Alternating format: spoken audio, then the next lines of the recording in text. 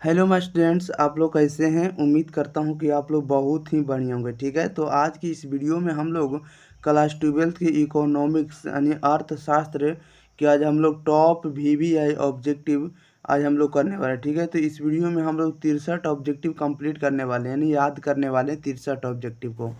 तो देखिएगा, अगर आप लोग को वीडियो को शुरू से अंत तक देखना है तो वीडियो को शुरू से अंत तक देखिएगा, ताकि जितना भी ऑब्जेक्टिव क्लियर करेंगे सभी ऑब्जेक्टिव आपको 100% दिमाग में आपको छप जाएगा। ठीक है, इसलिए आप लोग जरूर शुरू से अंत तक बने रहिएगा और प्रत्येक आंसर आप लोग प्रयास करिएगा कि आपको लोगों को 5 से 10 सेकंड के अंदर आप लोग को आंसर कमेंट बॉक्स में भी बताना है। ठीक है, इसका पीडीएफ आपको टेलीग्राम चैनल एग्जाम प्री पर आपको दिया जाएगा। ठीक है, एग्जाम प्री टेलीग्राम चैनल पर जाइएगा तो वहाँ पर मिल जाएगा। ठीक है, सभी का जितना भी क्लास हम आपको लेंगे सभी का पीडीएफ आपको टेलीग्राम चैनल पर उपलब्ध हो जाएगा और वो भी फ्री ऑफ कॉस्ट होगा। ठीक है, कोई भी चार्ज देने की आवश्यकता नहीं है।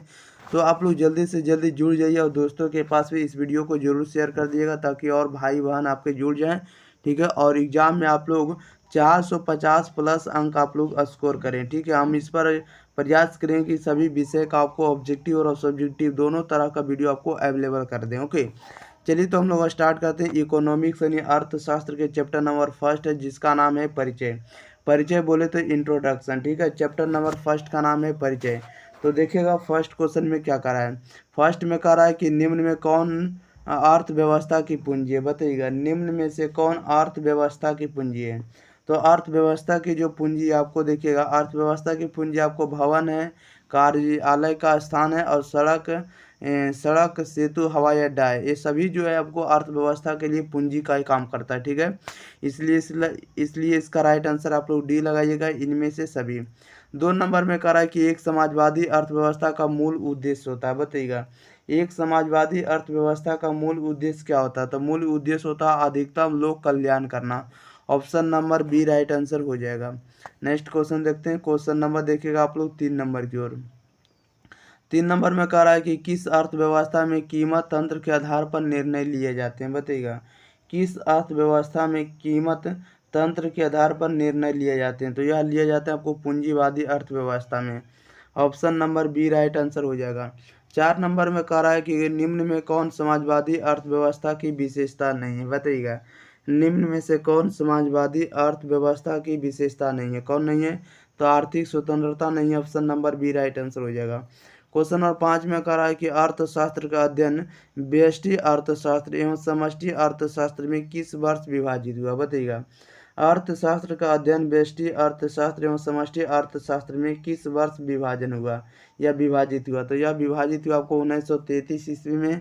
ऑप्शन नंबर बी बिल्कुल करेक्ट जवाब हो जाएगा। नेक्स्ट क्वेश्चन देखिएगा, क्वेश्चन नंबर 6 नंबर में कह रहा है कि जब किसी अर्थव्यवस्था का संबंध किसी दूसरे देश से हो तो उसे क्या कहा जाता है। बताइएगा, जब किसी अर्थव्यवस्था का संबंध किसी दूसरे देश से हो तो उसे क्या कहा जाता है। तो उसे खुली अर्थव्यवस्था कहा जाता है। Option number A right answer हो जाएगा।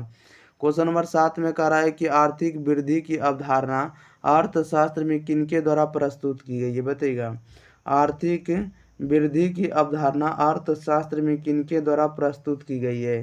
तो यह की गई आपको एडम स्मिथ के द्वारा। Option number A right answer हो जाएगा। ठीक है, और एडम स्मिथ को आपको पता होगा इकोनॉमिक्स का पिता कहा जाता है। ठीक है, इस बात को आप लोग याद रखिएगा।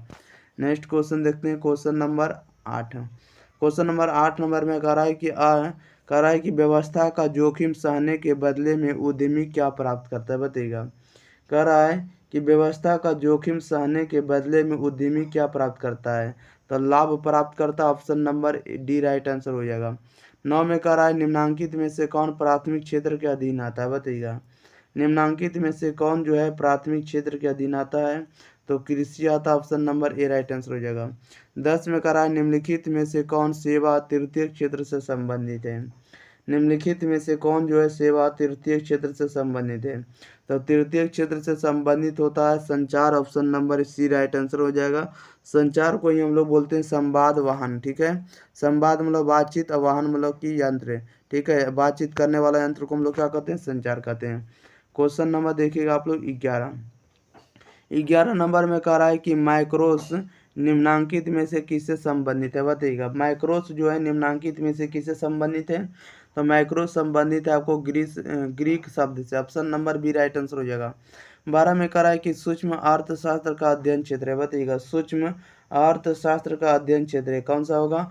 तो सूक्ष्म अर्थशास्त्र का अध्ययन क्षेत्र होता है मूल्य निर्धारण करना, इसके बाद उत्पादन फलन होता है और वितरण तथा उत्पादन के साधनों के प्रयोग में कुशलता, ये सभी जो आपको सूक्ष्म अर्थशास्त्र का क्षेत्र है। राइट आंसर आपका डी हो जाएगा इनमें से सभी। 13 में कह रहा है कि सभी आर्थिक समस्याओं का प्रमुख कारण क्या है, बताइएगा सभी आर्थिक समस्याओं का प्रमुख कारण क्या है। तो प्रमुख कारण आपका दुर्बलता है, ऑप्शन नंबर इसका सी राइट आंसर हो जाएगा, ठीक है दुर्बलता। नेक्स्ट दुर्बलता सॉरी ठीक है दुर्बलता है। नेक्स्ट क्वेश्चन देखते हैं, क्वेश्चन नंबर देखिएगा आप लोग 14 नंबर में कह रहा है कि समष्टि अर्थशास्त्र के अभिकर्ता क्या करने का प्रयास करते हैं, बताइएगा समष्टि अर्थशास्त्र के अभिकर्ता क्या करने का प्रयास करते हैं। तो देखिएगा इसके सामने हम ऑप्शन आपको और दिखा रहे हैं, ठीक है ऑप्शन नंबर आपको बी सी डी। तो देखिएगा यहाँ पर आपके सामने, ठीक है तो बताइएगा इसको हम फिर से पढ़ते हैं एक बार क्वेश्चन को। कह रहा है समष्टि अर्थशास्त्र के अभिकर्ता क्या करने का प्रयास करते हैं। तो यह प्रयास करते हैं जनता के कल्याण को अधिकतम करने का, ठीक है जनता के कल्याण को अधिकतम करने का प्रयास करते हैं, ऑप्शन नंबर इसका बी बिल्कुल सही जवाब हो जाएगा। 15 में कह रहा है किस अर्थव्यवस्था में निजी स्वामित्व होता है, बताइएगा किस अर्थव्यवस्था में जो है निजी स्वामित्व होता है। तो पूंजीवादी अर्थव्यवस्था में, option number A right answer हो जाएगा। 16 में कह रहा है एक मिश्रित अर्थव्यवस्था की केंद्रीय समस्याओं का समाधान किसके द्वारा होता है, बताइएगा एक मिश्रित अर्थव्यवस्था की केंद्रीय समस्याओं का समाधान किसके द्वारा होता है। तो यह होता है बाजार तंत्र के द्वारा, योजना तंत्र के द्वारा, कीमत पर नियंत्रण द्वारा होता है, ये सभी के द्वारा होता है, इसलिए राइट आंसर आपका डी हो जाएगा इनमें से सभी के द्वारा। नेक्स्ट क्वेश्चन देखते हैं, क्वेश्चन नंबर देखिएगा 17 में कह रहा है कि विश्व की सभी आर्थिक समस्याएं कैसी अर्थव्यवस्था है, बताइएगा विश्व की सभी अर्थव्यवस्थाएं जो है कैसी अर्थव्यवस्थाएं हैं। तो मिश्रित है, option number C right answer हो जाएगा। 18 में कह रहा है वस्तुओं और सेवाओं की कीमत और मात्राएं किस अर्थशास्त्र की शाखा में निर्धारित होती है, बताइएगा कह रहा वस्तुओं और सेवाओं की कीमत और मात्राएं जो है किस अर्थशास्त्र की शाखा में निर्धारित होती है। तो यह निर्धारित होती है आपको व्यष्टि अर्थशास्त्र में, इसका right answer option number B हो जाएगा। ओके नेक्स्ट क्वेश्चन देखते हैं, क्वेश्चन नंबर 19 नंबर में कह रहा है कि इकोनॉमिक्स कैसी ऑप्शन देखिएगा 19 नंबर में कह रहा है कि economics consequences of the peace किसके द्वारा लिखित पुस्तक है, बताइएगा 19 नंबर का आप लोग बताइएगा क्या हो जाएगा सही जवाब। कह रहा है economics consequence of the peace किसके द्वारा लिखित पुस्तक है। तो यह लिखित पुस्तक है आपको जॉन मेनार्ड किंग्स के द्वारा। ओके क्वेश्चन नंबर 20 में कह रहा है निम्न में कौन जो है आर्थिक समस्या है। तो आर्थिक समस्या है, ऑप्शन नंबर सी हो जाएगा आवश्यकता की पूर्ति के लिए सीमित संसाधनों का उत्कृष्ट उपयोग। ओके ऑप्शन नंबर इसका बिल्कुल ही सी सही जवाब हो जाएगा। नेक्स्ट क्वेश्चन देखते हैं, क्वेश्चन नंबर देखिएगा 21 नंबर में कह रहा है कि अर्थव्यवस्था में निम्न में से किसमें सरकार की भूमिका नहीं है, बताइएगा अर्थव्यवस्था में निम्न में से किसमें सरकार की भूमिका नहीं है। तो सरकार की भूमिका नहीं होती है लाभ कमाना में। ओके ऑप्शन नंबर सी बिल्कुल सही जवाब हो जाएगा। क्वेश्चन नंबर 22 में कह रहा है कि समष्टि अर्थशास्त्र के अध्ययन का क्षेत्र क्या होता है, बताइएगा समष्टि अर्थशास्त्र के अध्ययन का क्षेत्र क्या होता है। तो यह होता है आपको संपूर्ण अर्थव्यवस्था का उत्पादन या आय तथा कीमतों का स्तर करना। ओके इस ऑप्शन नंबर इसका बिल्कुल ही डी राइट आंसर हो जाएगा। क्वेश्चन नंबर देखिएगा आप लोग 23 नंबर में कह रहा है कि निम्न में कौन महामंदी का लक्षण नहीं, बताइएगा निम्न में से कौन महामंदी का लक्षण है। तो महामंदी का लक्षण नहीं है कीमत का बढ़ता स्तर। ओके डी राइट आंसर हो जाएगा। 24 में कह रहा है अर्थव्यवस्था में उत्पादन के संसाधनों का स्वामित्व किस क्षेत्र के पास होता है, बताइएगा अर्थव्यवस्था में उत्पादन के संसाधनों का स्वामित्व किस क्षेत्र के पास होता है। तो यह होता है आपको परिवार क्षेत्र के पास होता है, option number D right answer हो जाएगा। नेक्स्ट क्वेश्चन देखते हैं, क्वेश्चन नंबर देखिएगा आप लोग 25 नंबर में कह रहा अर्थव्यवस्था में निवेश का कार्य जो है किस क्षेत्र द्वारा किया जाता है, बताइएगा तो यह किया जाता है आपको उत्पादन क्षेत्र में। ओके ऑप्शन नंबर इसका बिल्कुल ही सी सही जवाब हो जाएगा। 26 में कह रहा है किसने अर्थशास्त्र धन का विज्ञान है, बताइएगा कह रहा है कि किसने कहा अर्थशास्त्र जो है आपको धन का विज्ञान है। तो एडम स्मिथ ने कहा। ओके किसने कहा अर्थशास्त्र धन का विज्ञान है। तो एडम स्मिथ ने कहा, ऑप्शन नंबर डी बिल्कुल करेक्ट जवाब हो जाएगा। नेक्स्ट क्वेश्चन देखते हैं। क्वेश्चन नंबर देखिएगा आप लोग 28 27 नंबर की ओर। देखिएगा 27 नंबर आप लोगों के बीच आ चुका है। 27 नंबर में कह रहा आर्थिक समस्या मूलतः किस तथ्य की समस्या, बताइएगा। आर्थिक समस्या जो है, आर्थिक समस्या मूलतः किस तथ्य की समस्या है, तो ये आपको चुनाव की समस्या है, ये राइट आंसर हो जाएगा। 28 में कह रहा सबसे पहले माइक्रो शब्द का प्रयोग करने वाले कौन है, बताइएगा।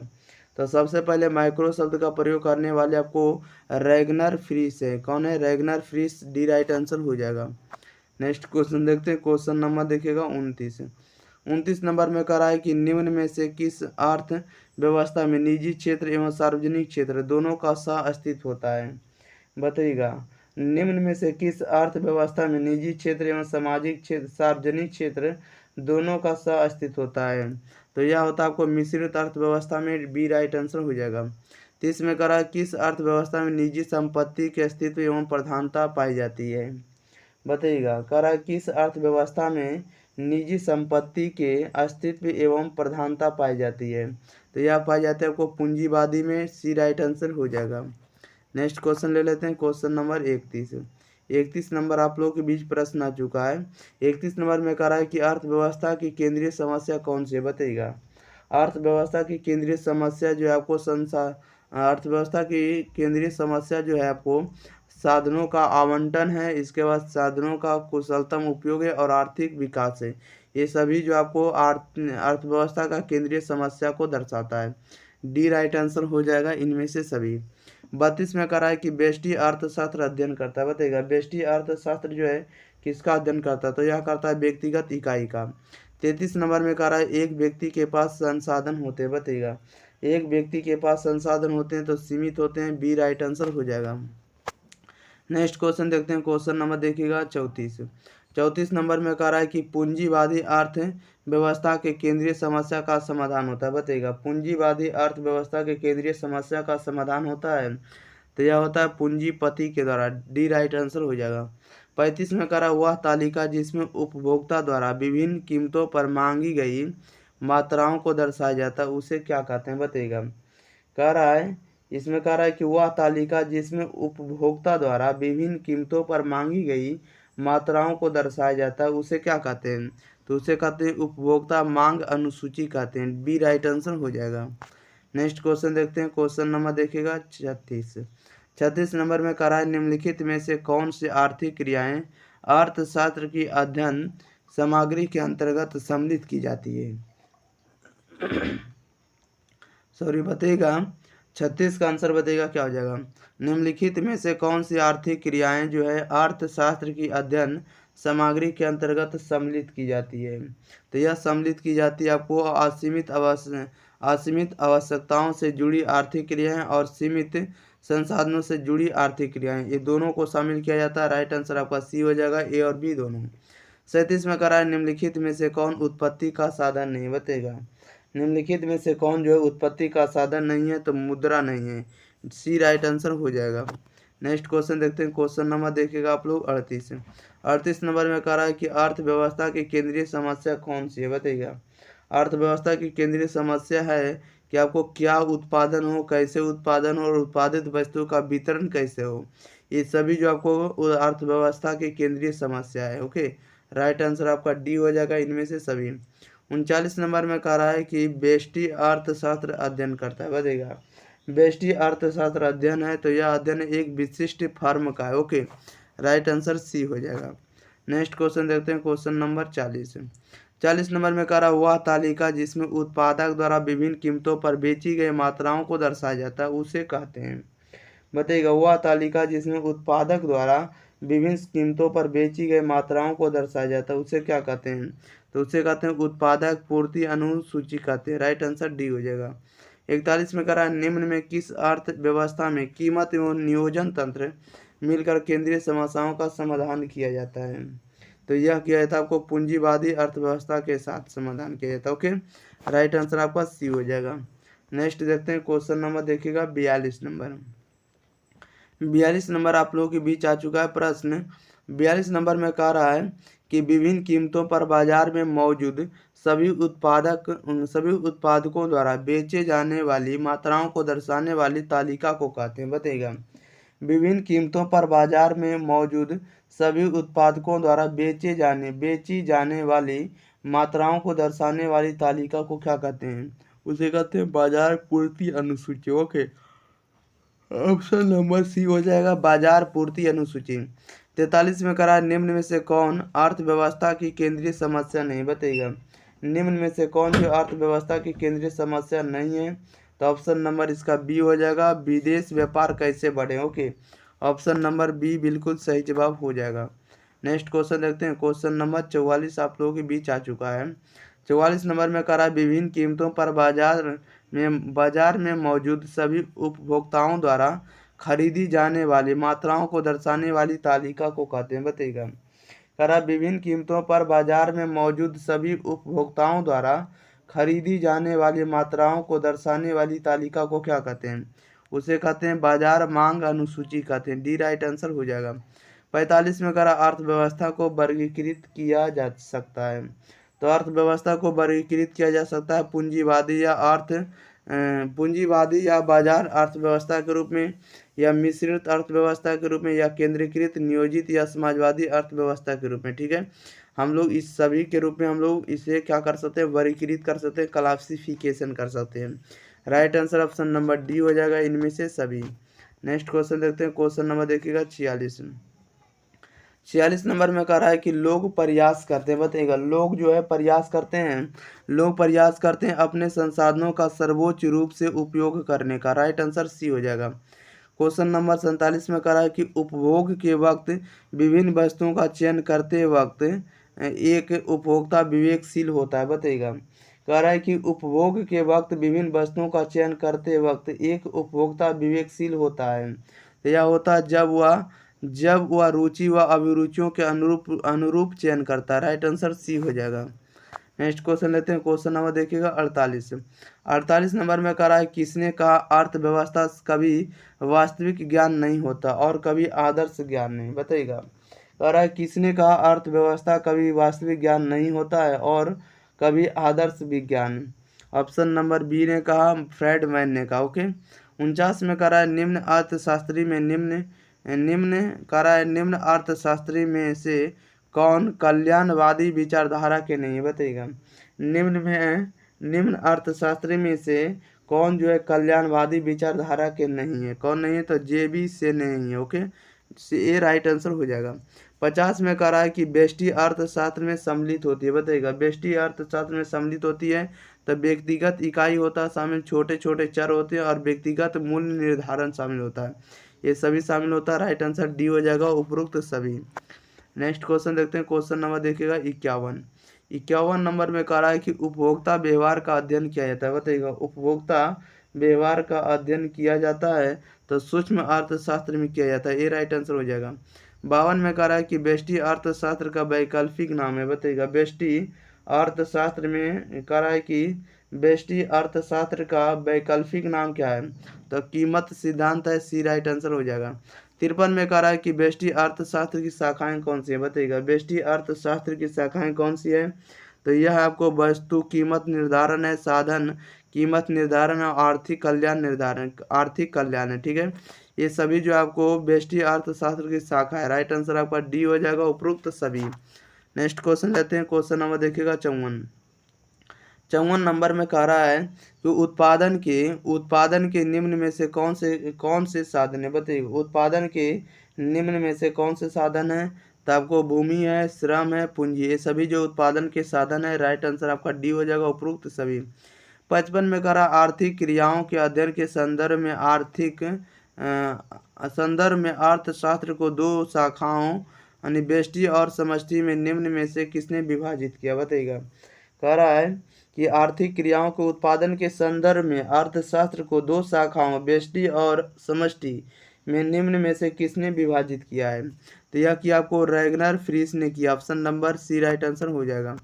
नेक्स्ट क्वेश्चन लेते हैं। क्वेश्चन नंबर देखिएगा आप लोग 56 कह रहा है कि अर्थशास्त्र चयन का तर्कशास्त्र है। किसने कहा? बताइएगा अर्थशास्त्र जो है चयन का अर्थशास्त्र है, किसने कहा है? तो रॉबिन्सन ने कहा। ऑप्शन नंबर इसका सी राइट आंसर हो जाएगा। नेक्स्ट क्वेश्चन ले लेते हैं। क्वेश्चन नंबर देखिएगा 57 57 आप लोगों के बीच प्रश्न आ चुका है। 57 नंबर का आंसर आप लोग देने के लिए तैयार रहिए।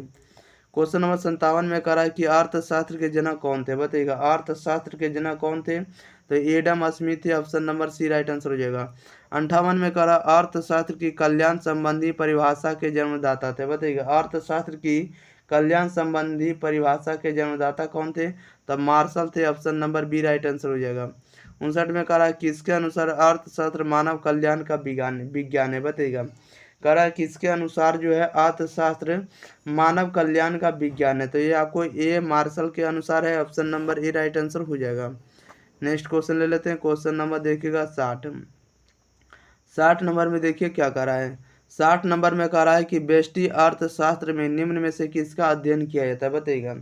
व्यष्टि अर्थशास्त्र में निम्न में से किसका अध्ययन किया जाता है, तो व्यष्टि अर्थशास्त्र में अध्ययन किया जाता है आपको व्यक्तिगत परिवार का, व्यक्तिगत फर्म का और व्यक्तिगत उद्योग का। ये सभी व्यक्तिगत ही किया जाता है। राइट आंसर आपका डी हो जाएगा, इनमें से सभी का किया जाता है, ठीक है, अध्ययन।